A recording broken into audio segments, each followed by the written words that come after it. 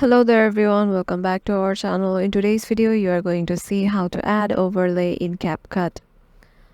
So it is both workable for PC and mobile application. So just follow the steps I'm going to show you and make sure you watch the video till the end so you don't miss any step.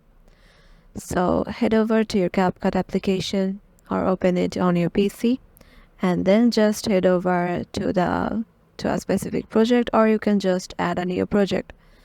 Once you are there, here you'll see some options down right here, and there will be an option just beside the text option.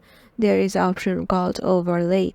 So head over to the overlay option and just tap on add overlay.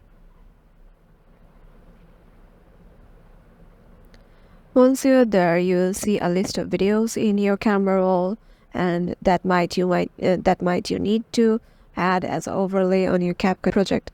So just tap on any one you want and just tap on add, and here you can see my overlay is added. And yeah, this is how you can do it.